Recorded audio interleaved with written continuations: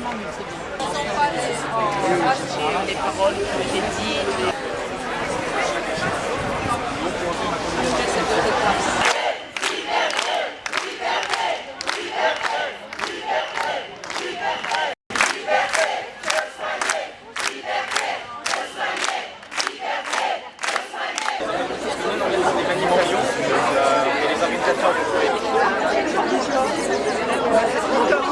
Sur le fond, la question qui a été traitée, c'est est-ce que les médecins généralistes peuvent communiquer?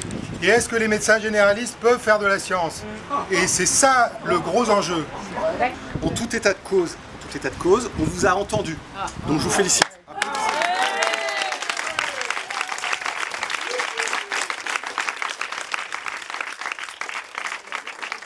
Et sachez-le, vous m'avez donné un argument de plaidoirie.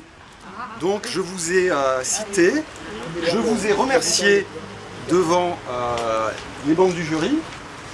Le bouton est derrière la plante.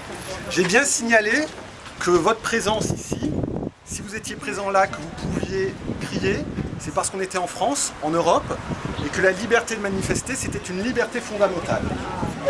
Donc comme je vous disais, grâce à vous, donc j'ai pu évoquer ces libertés fondamentales qui sont bafouées, puisque là, on est vraiment au cœur du problème, c'est la possibilité pour un médecin de parler à la presse, de communiquer à la presse, et ensuite la presse va s'emparer de ce sujet, elle va en faire état de la manière dont elle veut, si je puis dire, hein, le travail du journaliste, c'est aussi de relater les propos de la manière dont il l'entend, et concrètement, le débat porte sur cette liberté fondamentale qui est reconnue par la Cour européenne des droits de l'homme depuis le XXe siècle, 1998, pour toute personne et un médecin en particulier, de pouvoir s'exprimer dans le cadre d'un débat d'intérêt général.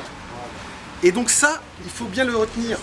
On est en 2020, et si le fait de communiquer pour des médecins, pendant la crise du Covid, sur ce qu'est le Covid, sur de possibles éventuels traitements, si cela ce n'est pas un débat d'intérêt général. Qu'est-ce qui est un débat d'intérêt général?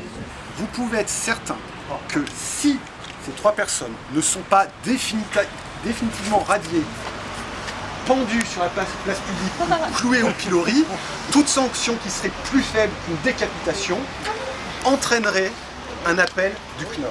Donc, si jamais la chambre disciplinaire devait dire il n'y a pas de sanction, ils n'ont rien fait, ou alors ils ont fait quelque chose et ils sont sanctionnés d'un blâme, d'un avertissement ou même d'une suspension provisoire, eh bien, le Conseil national fera appel.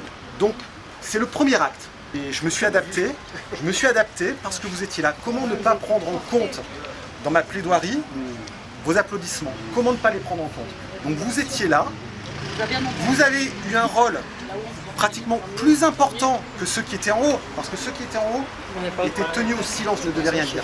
Vous étiez là, on vous a entendu, vous avez influé sur justement les débats. Et donc je vous en remercie également, et ce n'est que le premier acte. Je pense que cette procédure fera date parce qu'il y a vraiment une question fondamentale sur la liberté d'expression, sur la liberté de prescription des médecins qui a été posée, et j'espère que, enfin bon, je pense que c'est bien. Pour que la société décide de donner aux généralistes, j'en fais partie des généralistes, la pleine jouissance de leur droit de prescrire ce qui leur semble le plus juste pour leurs patients, et surtout ce qui leur fait pas du mal. Hein. Moi je suis suspendu parce que j'ai appliqué le principe de base de la médecine. Alors je traduis pour ceux qui ne lisent pas le latin, la première chose c'est de ne pas nuire. Donc je ne me suis pas fait faire l'injection et je ne l'ai pas conseillé à mes patients, et c'est pour ça qu'on m'a sanctionné. Donc c'est particulièrement injuste. Donc ce procès-là aussi, je pense qu'un jour, il faudra traîner devant les tribunaux les gens, elle est première ministre en ce moment, les gens qui ont fait passer cette loi, qui ont interdit aux médecins qui faisaient leur travail en conscience de travailler justement et de soigner.